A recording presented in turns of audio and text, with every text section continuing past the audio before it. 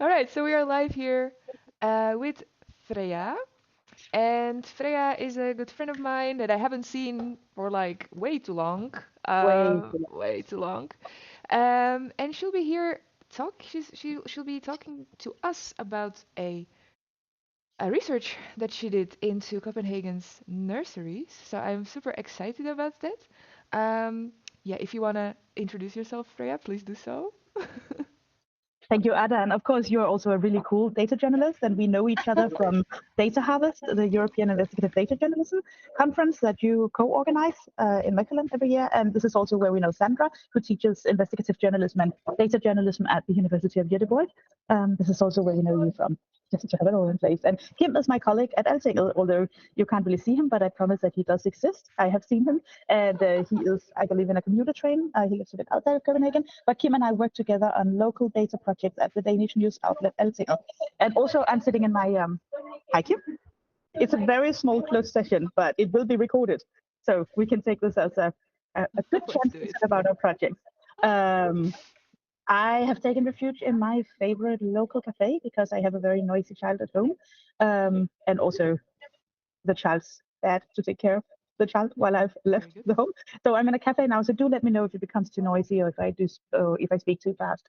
But Kim and I work at the Danish news outlet Altinget, which is I would say a political style news outlet. It's a niche media that focuses on civil servants and professionals, but it's one of the bigger ones, and it's a fastly growing media that has offices in Copenhagen, Stockholm, Oslo, and Brussels. Yeah, and Kim and I work in the department that works with local data in our communes, which is what we call our local city councils.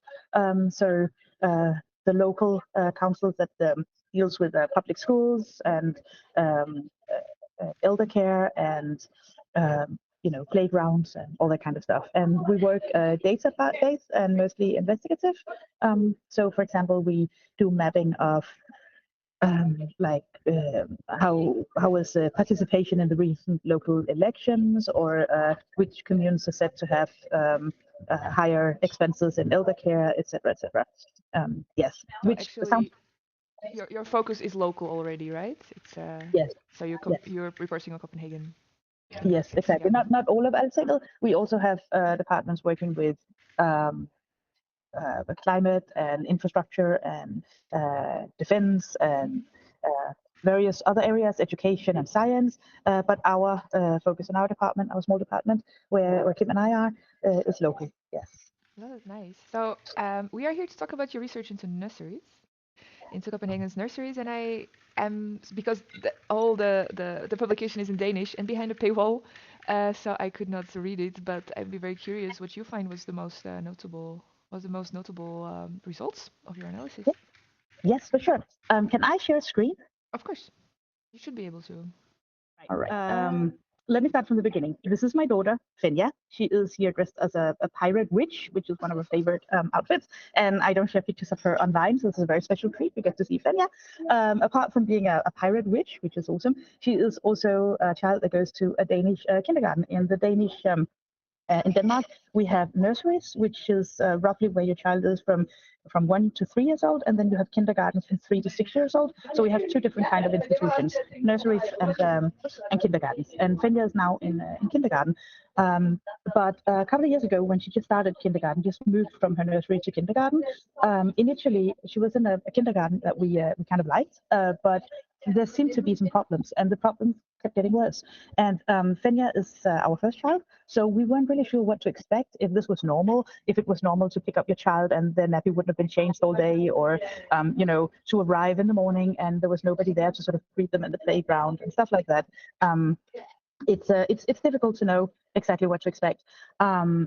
So I tried to research into it, and I went online, as we do these days, and Googled, and I saw that there was a lot of opinions about not just our kindergarten, but every kindergarten. Some say it's bad, some say it's good, some say it's the best place I've ever been to, some say it's horrible, never put your child there. And it was all very unscientific. So I wanted to go a step deeper. And I discovered that um, there's by law, the local city council here, the commune, not the city council, which is the politicians, but the administrative unit of the commune, which handles the local responsibilities, such as kindergartens. They have to do oversight every year. They have to do a inspection report where they check up on the conditions, and they write a report based on this. And I discovered that all these reports, and this is one of the tabs that was closed before. So hold on. This is this Copenhagen commune, our local municipality. This is a website where they have made a map of all the kindergartens and nurseries. And when you click on these, you can find the latest report on the quality in the kindergarten and other important informations. But the colors you saw in the map just before, the colors you see in the map isn't based on the actual quality. It's based on, is it a kindergarten? Is it a nursery? Is it a combination of both? Do they, like, what kind of ownership status do they have, and other things that I won't go into much detail with here because it's not that relevant. So that doesn't really give you any information about the quality. But what you can do is you can find the one you're looking at, and then you can click on it, and you can see the latest report here.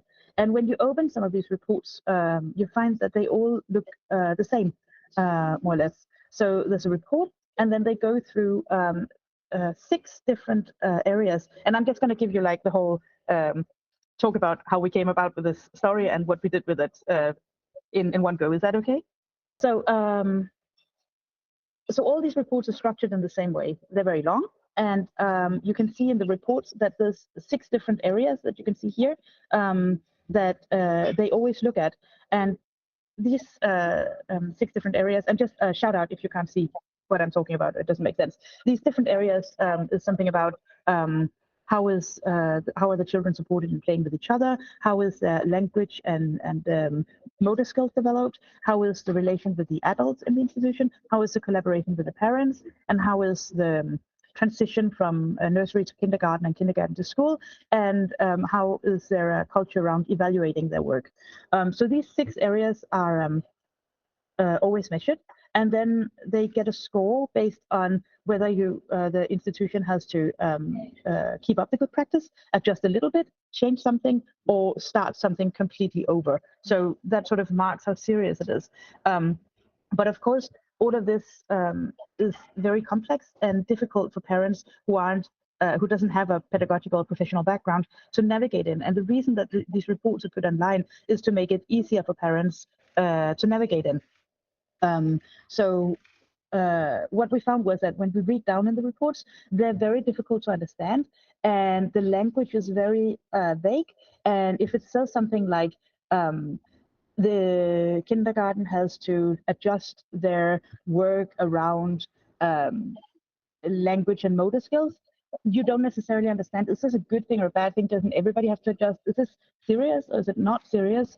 You can't necessarily understand what does this actually mean. Does it mean that they don't teach the kids what they're supposed to teach them, etc.? So we found that they were very difficult to understand, and they were also difficult to navigate, and you had to really know what you're looking for to be able to find them. So we figured we must be able to do this in a better way. And what we did was that we went back to this map, and Laura Bider, who is a very good data scraper at Alsinger, used Python to scrape all the information from this map and put it into this giant spreadsheet. So there are 300, oh, I'm back here. There are 357, hello. It's very strange to talk and not be able to see you, but so there are 357 kindergarten and nurseries, and she scraped almost all the data. And put it into this big spreadsheet where there's a lot of information. As you can see, there's what's, of course, the name and who's the leader and what kind of institution, what's the ownership status, a lot of information. And then you can see in these 6 different pedagogical areas, how are they assessed? So when you combine all of these, you get a picture of overall what's the quality of the institution. So, for example, if you're mostly green, but you have 1 or 2 that's yellow, it's not a big problem. But if you have a lot, like the one down here, that's red or very red, which means that they have to change their work, then that indicates that there are bigger problems at the institution. So we used this to create our own. Can I ask you, how did you, like, is this written in the report? Like, if something is if something is good or bad? Like, is there like a table in the report that you extracted, or how did you get to these Yes, categories? yeah. So you can see here that, for example, if we take this report, if we take one of the areas, samspil og relationer mellem børn og voksne, which is understandable, but it means how is the relation between the children and the adults in the institution. And then you see here, they're always structured in the same way. You see it says we're assessing based on observations and dialogue that the institution have to adjust their work. So that means that it's not good enough what they're doing. And then it's elaborated down here with observations and examples. But the key thing is up here that they have this, they need to adjust something, which is, it's not perfect. It would be called vedligehold, keep up the good work if it was perfect, but it's also not really bad because that would mean change. So this is what we've marked as yellow. And that's so what, you basically parsed these PDFs and you have extracted this from the PDFs. yes, Yeah. yes. And that was all written the same. And then sometimes in about 100 of them, there were like spelling mistakes, so it couldn't extract it. And we had to do that manually, but that's better than doing 400 manually. And we made our own color coding. And then we made an overall score system, which is confusing because that's also red, green, and yellow. But that's based on how they do across these 6 areas. And we didn't want it just to be based about on our own idea of how to color code, because we knew that a lot of people would be reading this and it would be taken quite seriously. So what we did was that we based it on how the local council follow up on the report. So they have a system where if they're green all across the 6 areas, then they change into being on a light oversight, which means that they only have to have the reports every second year. If they have 3 or more that are adjust or change, then they're on like a intensive oversight, which means that they have to have more frequent follows up. And everything in between there is just a normal oversight, which means once a year. So our color coding, red, yellow, green, is based on whether they're on light oversight, normal oversight, like light reporting or normal reporting, or close follow-up reporting, or what I wrote down the English term for this actually. So like, enhanced supervision, you would call it. So is it light supervision, enhanced supervision, or just normal regular supervision, right? And what we found was that there were 11 out of the 357 institutions that were on enhanced supervision. But then there were also 3 that we ended up coloring purple, for lack of better color. And they're the ones that has an immediate order to change their practice, which is something the city council do, the local authorities do, if they're doing something illegal, if there's if the children are in immediate danger, either physical or because of neglect. One of them was because of the physical conditions in the playground, and the other 2 were because of neglect. And of course, this made it possible for us to focus in on what reports are interesting to read. For example, the 2 with the neglect, there were some rather serious reports about degrading behavior and shouting at children, and physical violence, and condescending behavior, and illegal sharing of sensitive information with adults who are not involved in the institution. Pretty serious stuff, yes. But being at Elsinge, it was also super important for us that this didn't become point fingers at specific institutions or pedagogues, because of course some behavior is inexcusable and needs to be followed up, and it also is followed up by the authorities. But most of all, the pedagogues also work in a framework of local cuts and so on and so on. So for us, it was more important to see an overall picture, and we did that by making by making this map, which became like the most shared and read part of our story, which was, this is Copenhagen.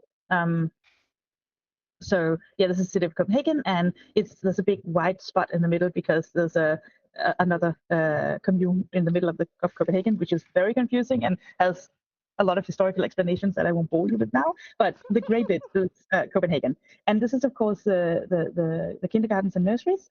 And you can search for your own institution up here, which is what we discovered immediately when we started talking about this project, was that everybody was like, "Hey, can you look up my child's kindergarten?"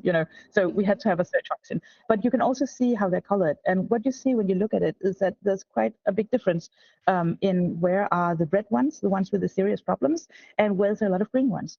So I live here. And right now, the cafe I'm sitting at is there in the northwest neighborhood of Copenhagen.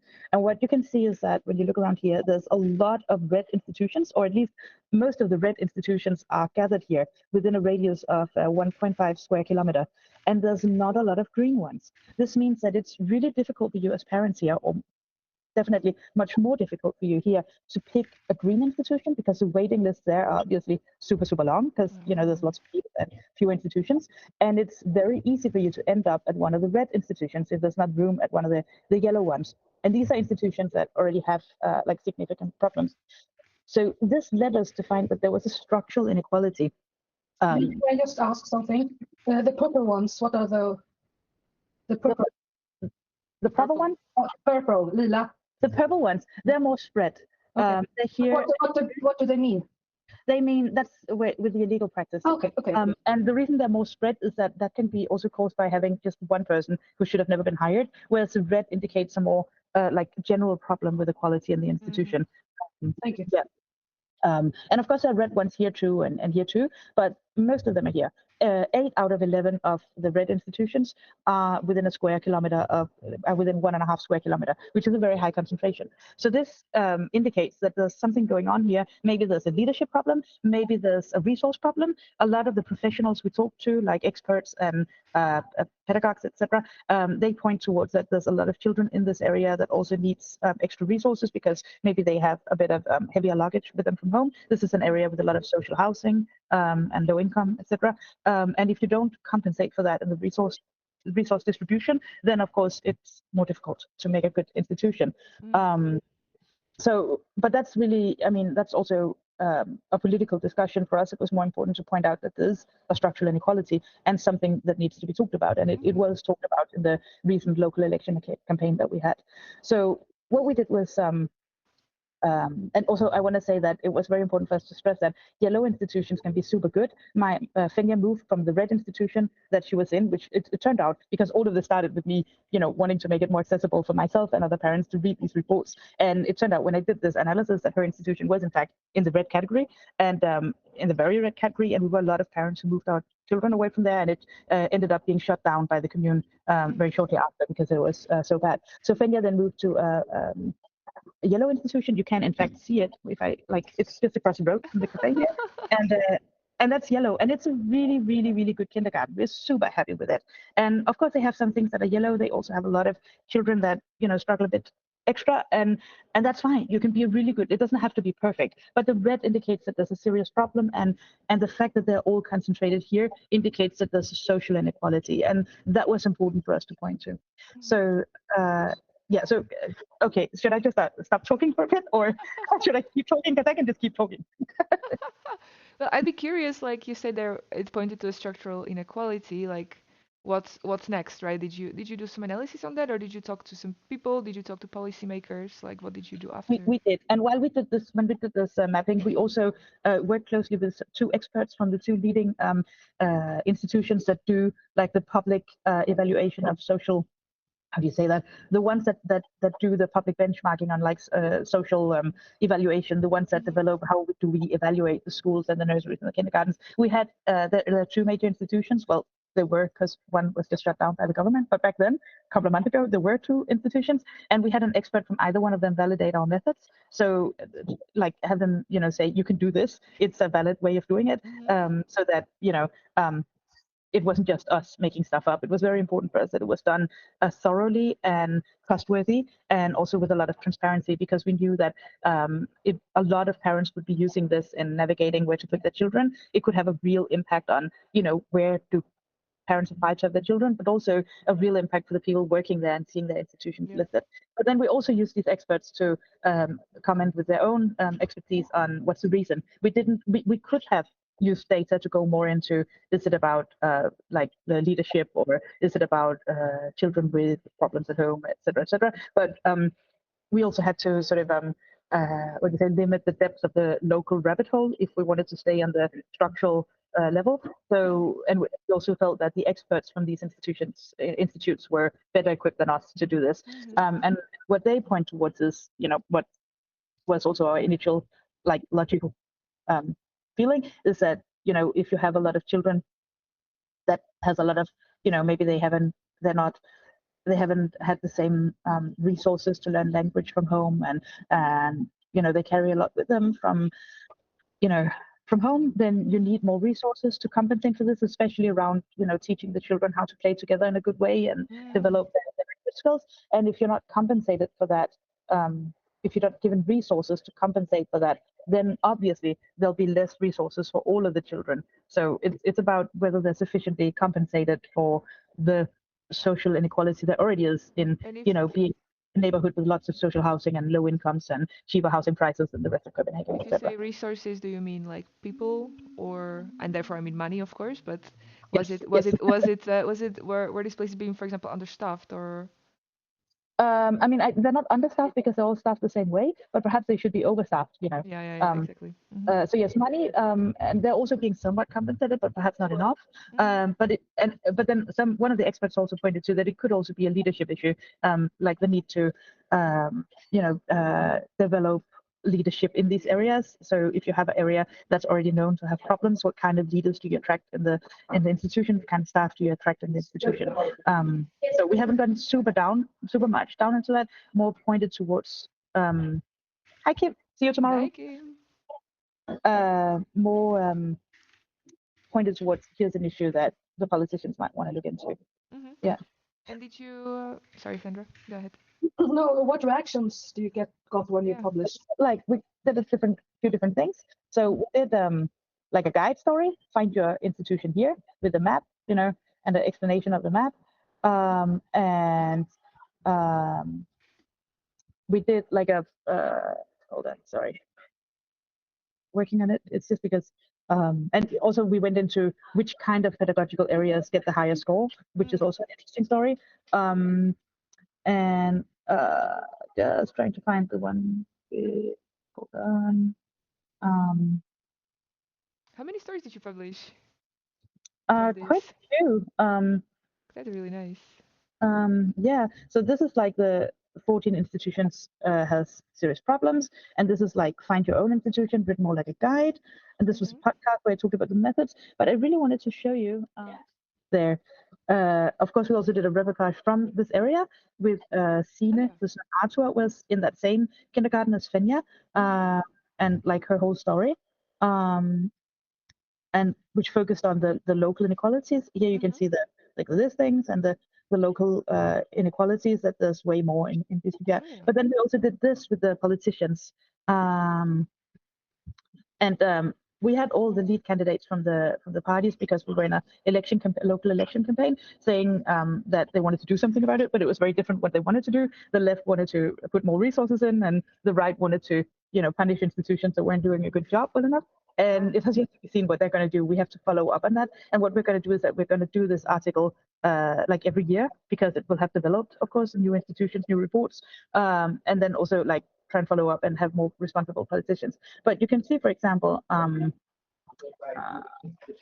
here, I don't know if you can, does this sound come with when I do? Yeah.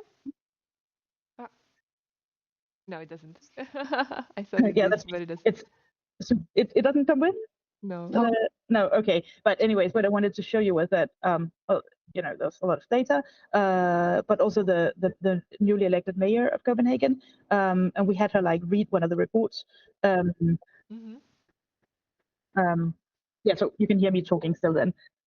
So we had her read one of the reports, and sort of admitted that it was difficult to understand them. So that's also another level of promising to make the reports more accessible and easier to understand by using that method. But we have to follow up and see if they actually do it. And also we want to use the method also on, we want to use the method also on other local cities, because we just did it in Copenhagen, but we can easily do it in Aarhus or Aalborg, Odense, but also other areas where they do. Just going to stop sharing and go back and see you, because that's more fun. Also other areas where they have supervision reports or oversight reports, like elder care, social institutions, schools, all kinds of welfare areas where there was a change in the law here in 2022 where they have to put them out online, and that means you can scrape them, obviously. So we can use this method on other areas too. Very cool. Very Yeah, cool. that was a lot of talking. I'm already looking for the system in Sweden and see how it works and see if we can, because it's a really good hands-on idea. Yeah, sure. Because we have elections next year. Yeah. But both local and national elections. Yeah. Do you have tips, Freya, for people who would like to try this in their own city? Yeah, I mean, I think like what we found in Copenhagen, what we found by looking at also other local city councils is that they all do it differently. So like in Copenhagen, you have 6 pedagogical areas and 4 levels of assessment. And then in another city, you have maybe 5 pedagogical areas and 3 levels of assessment. So you can't do it, at least in Denmark, you can't do it in the same way across the country. So you have to like make your own color coding, fit the local areas. But we found that following the way that the local authorities follow up on the reports, like do they give them a light oversight, a normal oversight, or an increased oversight, or immediate shutdown because it's dangerous to do that. That was useful for our color coding, and then of course also working closely with leading experts to ensure that that they approve of the method. And then it's also different in Copenhagen. They've put all the reports on one side, so of course we could scrape it there. But in some of the other cities, they haven't. They're on the nurseries' individual websites, so that requires more manual work. And then, I mean, I just spend a lot of time thinking about how will this be perceived by the people who work there, because we have some really good pedagogues who, work day and night at, giving really good care to our children, and they work under conditions where they've had like, local cuts or, they have a frame that they work within. And I really didn't want this to be like a pointing fingers at, because you can also say we have 11 red institutions out of 357 institutions, right? That's not a lot. It's not like, other people around the world have significantly worse problems. So for me, it was super important that that we heard their side of the story, and we're sure to do that thoroughly, and 2, that we made it a structural story about like structural inequalities in the neighborhood, not click here and see the 10 worst institutions in Copenhagen, because we've had stories like that by other media, and they always end up being not good for anybody, right? Yeah. Beautiful. I agree. Yeah. Is there anything else you want to add on the record? Yeah, I think it was really important for us that we didn't invent the color coding, that was based on the authorities' own assessments. So it wasn't us doing like a value judgment. It wasn't us saying this institution is red. It was based on how the authorities work with it. Yeah. Nice. But that also makes it more difficult for them to criticize your conclusions. Yeah, there hasn't been any criticism of the method. There's just been a lot of people who say that it's really good, and a lot of parents. I could seriously set up like a side business just helping parents read reports. I get so many messages from parents now. A lot of parents were very thankful that we made it easier. So yeah, That's super nice. Yeah, It's super nice. It's like basically also, I think also what journalism should be, a community service, right? Yeah. Yeah. Wonderful job, Freya. Thank you for sharing. Yeah, for sure. Thank you so much for having me. Yeah, I'm gonna stop recording now.